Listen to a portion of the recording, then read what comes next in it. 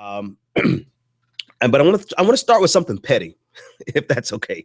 I want to start with something petty while I give Noah a second and Solomon a second to get all ready to go.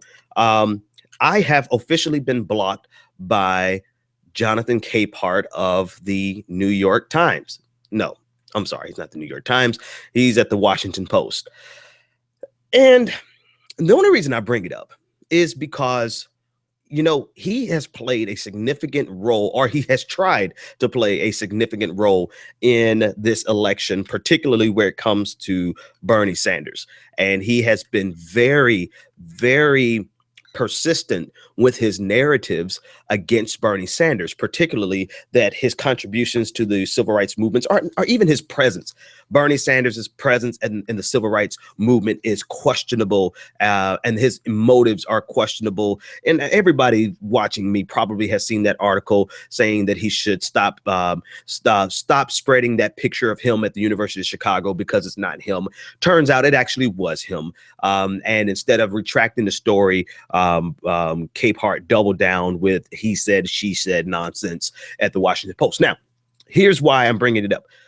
Whenever someone, here's my thing, you cannot hold a position of influence over a large audience and expect not to get pushback in general. Even when you do good work, you're going to get pushback. But when you mess up, you can guarantee that you're going to get pushback from everywhere. And you can't go in real life and hide behind a block. Well, maybe you can. It's called privilege, right? You can hide behind your economic privilege. You can hide behind the security doors at the Washington Post and make sure that you're never, ever exposed to criticism. But the reality of it is, if you want the privilege of having the ear of hundreds of thousands of Americans, then you also have to have the responsibility of hearing the criticism from those who disagree with you, or those who are not only critiquing your work, but correcting your work because, Jonathan, your work was wrong. That's number one. Number two, as it's just a rule. This is the petty part, right? The petty part is because my rule of thumb on Twitter is this. In real life, in life, everywhere is this. I will give you exactly what you give me. What you bring to me is what I will give to you. I don't care if you are Rush Limbaugh. Rush Limbaugh, if he comes to me and says, Ben, let's sit down and have a conversation. I disagree with some of the things that you say on your show. Right, like he ever would ever listen. But I disagree with your theories. I disagree with this.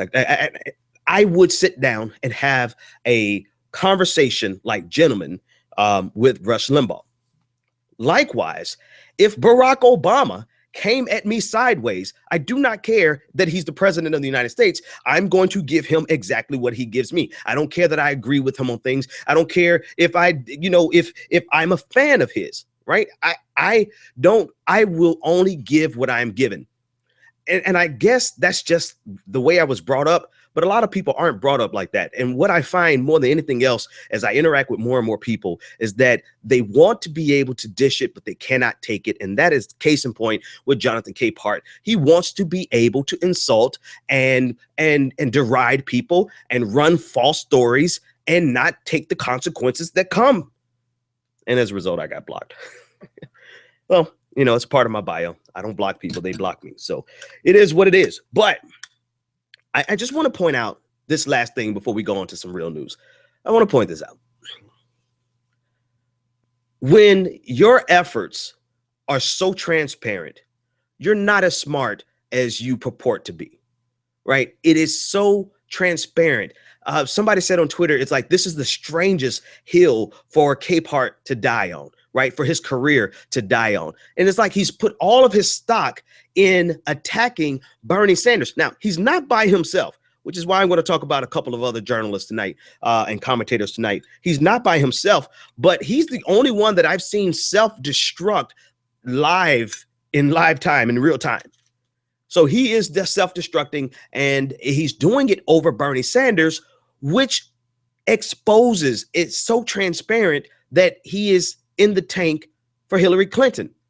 Maybe not because I don't think Hillary Clinton is paying him. I don't believe in all, I just think that he likes Hillary Clinton. And instead of being bold enough to just say, I like Hillary Clinton and I don't like Bernie Sanders, he passes off his commentary as something that is unbiased journalism, when in actuality, it is quite biased. it would be so much, just like I said last night about Hillary Clinton. I said this about Hillary Clinton, and I mean this. If Hillary Clinton would just be straightforward about who she is and not apologize for who she is, I would like her so much. I would like her if she would just tell the world, I am a cutthroat moderate. I am I take no prisoners in politics. I don't play games. I will eviscerate you. This is the type of politics I play because this is the type of politics I believe works. I don't think I would have a single bad thing to say about her that's worth mentioning. Likewise, if you support Hillary Clinton, the thing that bothers me the most are these people who are enamored with Hillary Clinton, but instead of endorsing her, all they do is attack Bernie Sanders as if it is not patently obvious to everyone looking that you don't have to outright endorse Hillary Clinton. All you have to do is attack Bernie Sanders. And if they would just come out and do that, then to me, I would be like, okay, at least people who read you have the opportunity to realize the angle that you're coming from. But instead, they want to be able to they want to be able to conceal their bias and wrap it in journalism and unbiasedness, which is so far from the truth. So we're going to have a Capehart block party, not today, but I'm going to invite everyone who has been blocked by Jonathan Capehart, because I think it speaks volumes to the state of our media today.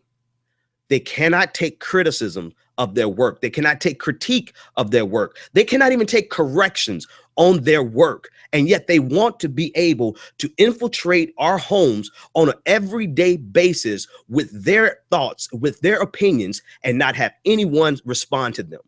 The world doesn't work like that anymore, my friends. I'm sorry. It just doesn't. This is a two-way conversation. Media is interactive now. You no longer get to sit in your ivory towers at the Washington Post, at the New York Times, at MSNBC, and just attack without people responding today. All right. That's enough about that. Let's move on. All right. So I want to talk first. And before I do, let me ask, welcome, Solomon. Solomon, what's going on, man? No, I just say that I think the term you're looking for when you are talking about what Capehart does is journalistic sniping, where he's trying to snipe, where you shoot at your target, but you don't get any repercussions. And he didn't like the fact that there are repercussions, and so he just tried to block it all out. And that's not really what you want to do in that situation. I'm sorry, Solomon. I'm sorry. Who are you again? I've never really seen your face until tonight. Please tell everyone who you are. Yes, I am Solomon. This is my face and shoulders. And I'm Dylan Darius on Twitter, Tumblr. Follow me if you feel like it. Okay. All right. This is my first time seeing him after all these years. So yeah, I like that. It is journalistic sniping, and it's done with, it's so, to me, it's childish, right? How do people ascend to this level of influence without ever being challenged enough to have thick skin? And what I'll give Hillary Clinton this. Hillary Clinton has to have some thick skin by now. I don't think you can say much of anything.